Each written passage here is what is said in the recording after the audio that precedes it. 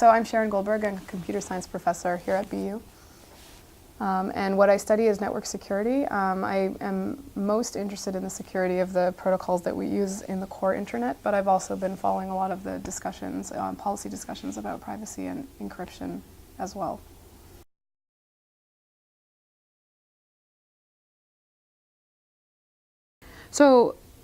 So first of all, we're not really moving because we've been using encryption since the 90s on the internet. And in fact, maybe you don't remember, but in the 90s, nobody wanted to put their credit card into online forms when they were doing online shopping.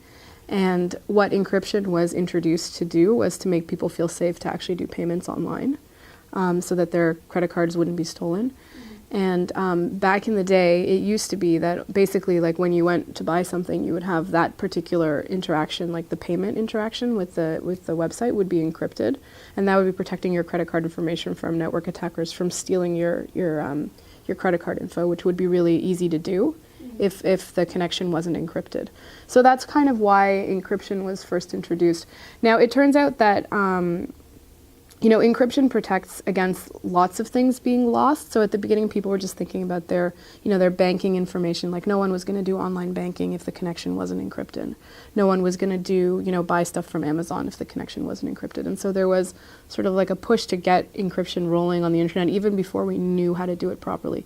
And over the, recent years, like we've gotten more and more experience with how to use encryption for communications, and it's become increasingly important. So people are realizing that, in the 90s, people didn't feel maybe that their email was a personal thing, or that their search records were a personal thing, or that their phone calls even.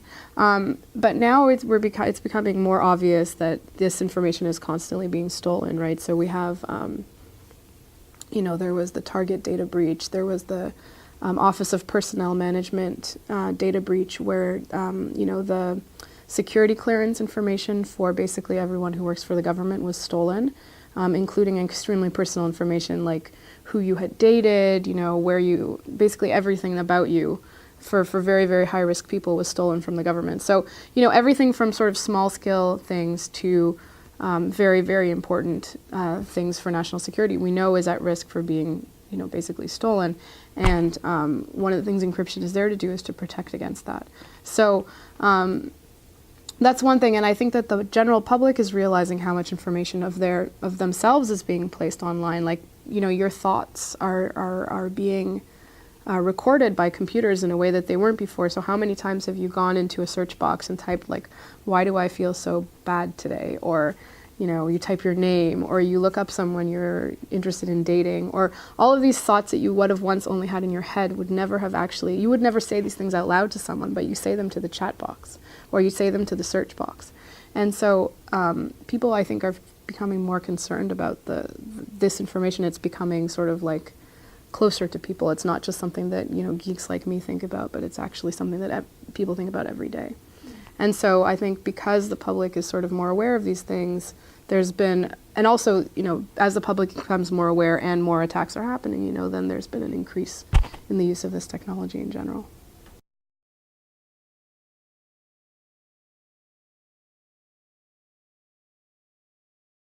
It's hard, I guess it's hard to think about it this way, but like as I was saying, this is not like we like to talk about this versus a privacy versus national security issue, and as I was telling you, I don't think that's the case. I think it's a national security versus national security issue.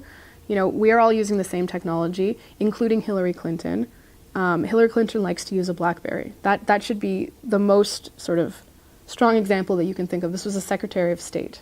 And she wanted to use consumer technology because it's better for her. It works well for her. People don't want to be bothered with clunky government equipment, and at the end they use consumer technology because it's just better. So, if we are harming the security of consumer technology, as Apple was saying that we were with this particular request, then we're harming everyone, including, high-ranking government officials, people whose, decisions affect the national security of this country.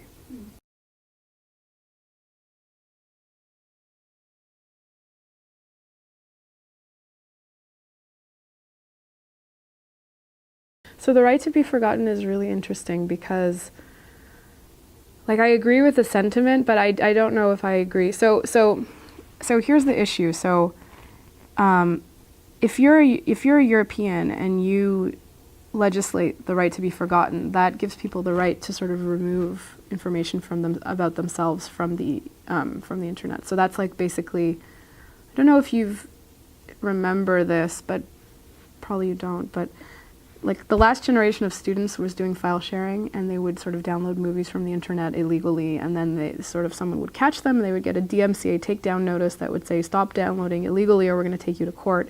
Then the student would stop downloading, right? So that was kind of like a takedown notice, like stop, or if you look on YouTube, sometimes videos are blocked because it's a violation of a copyright. So this is sort of like a way of like removing information from the internet because it shouldn't be out there because it's under copyright or something like this. So the right to be forgotten is kind of operating in the same way, except instead of about a copyrighted movie or object or idea, it's a person's records. The problem is though that, if in Europe you have the right to be forgotten, what they're trying to do is they're trying to push their law globally because it's actually not really hard. It's not hard if you're sitting in Europe to like go to a website in China and look up something. So what does that mean? Does that mean that they're going to now require that Chinese websites delete information as a result of the right to be forgotten? So this whole right to be forgotten law is really complicated because it's actually impossible to implement unless you implement it globally. And that means you're pushing this European decision onto the rest of the world. And so there's been a lot of controversy about the right to be forgotten because of that, because it's just impossible to forget things when the internet is globally distributed. If we had an internet that was like the American internet that was only available to Americans inside America, then maybe this would be possible. We could legislate something like this within America, or in Europe, but we don't. So for that reason, there's been a lot of pushback about this. And then the other issue is that is questions of abuse. So you see people having things taken down, like unfavorable reviews of their performances or something negative about a politician. Like, it's really not clear like how this law is going to be used, if it's going to be just another sort of way of basically censoring what we see on the internet. So I guess from the American perspective, as you were saying, like this is sort of violating freedom of speech, right? Which is the right for people to just say whatever they want about you and you not being able to do anything about it. So that's a really, really complicated issue. I don't know the right way to address it, but it's, as you were saying, it's very difficult once there's something about you online to get rid of it, right? And I don't know what the right way to do that is.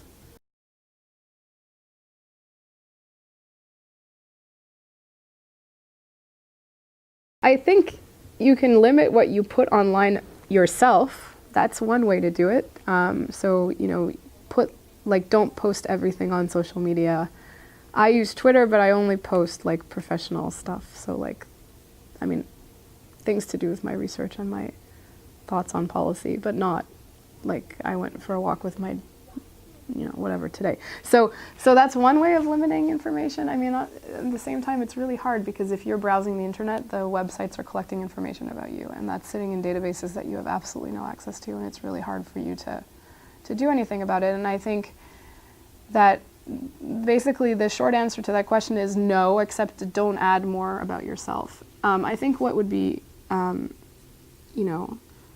helpful, I think, is that if ordinary people were to actually take an interest in these issues. So the fact is that most people are not aware of how much information is being collected about them. So there was even stories of people going into the presidential primaries, and there was like ads being shown to them based on where they were, or like there was tracking being done to know that they were at the primaries. So like all this information, all this data was being collected on people participating in the voting process. So that might start to make people uncomfortable, right? So I think until kind of like the general public becomes uncomfortable with the amount of information that's being stored about them, it's very, very little you can do, actually, other than sort of calling for regulation and policy that would protect information online.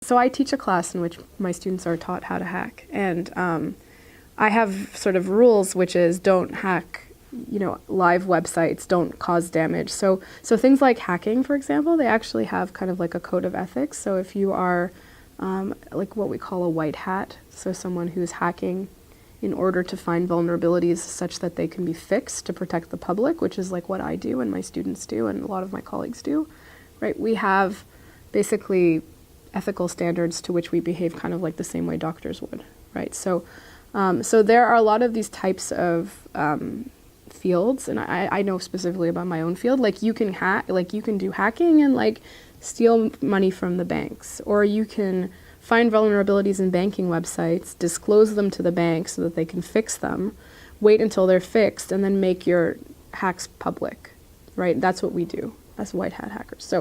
So you know, like I believe that a lot of these communities will have codes of ethics. I'm sure sociologists have similarly a code of ethics. Like I remember reading about someone who did a study of like gangs in Chicago by embedding himself in the gangs, and I suppose he must have had some sort of code of ethics that he was following while he was doing this, right? So yeah, that's sort of my answer to kind of like how do we study things that like maybe don't look so nice from the outside. Most of the time, these things that are being studied for a good reason have you know, the right way of doing the studies without sort of violating your ethics. So that's that question. But the other question is like, how does all this sort of like surveillance and data being recorded about us suppress people's desire to do this type of work? And I think it definitely does suppress their desire to do this kind of work. And there have actually been studies shown that since the Snowden revelations, that people have been more uncomfortable revealing information online because they know that it's being recorded. And I certainly felt that way like right after it happened. So I think that it's a really big negative, and I think it's an important policy issue that this country needs to address because, you know, like so many amazing acts of social progress would not have happened if people were uncomfortable speaking about them. So let's talk about, for example, abolishing slavery for something that's entirely uncontroversial today. You know, like gay rights, for example, if people were uncomfortable communicating about that. We look in the civil rights movement, we know was also surveilled by the government at the time. Like all of these, you know, important moments of social progress don't necessarily look so kosher at the time that they're happening, but that's how we progress as a society. So, you know, if people are afraid to engage in these types of discussions because they know they're being recorded, then that's a problem. And so, you know, I think that's the key reason that, you know, as a matter of policy, people are uncomfortable with the amount of surveillance that is happening now, both from private, you know, entities and from the government. So, you know, and the way that this is going to be addressed is for people to demand that it's addressed, right? And we've had some small band-aids that have been made, but like the sort of outpouring that I may have expected right after the Snowden revelations didn't happen. And, you know, if it is to happen, you know, if we are to see change, then this needs to happen, needs to come from the general public. And so I think that would be sort of an important policy issue for the next few years.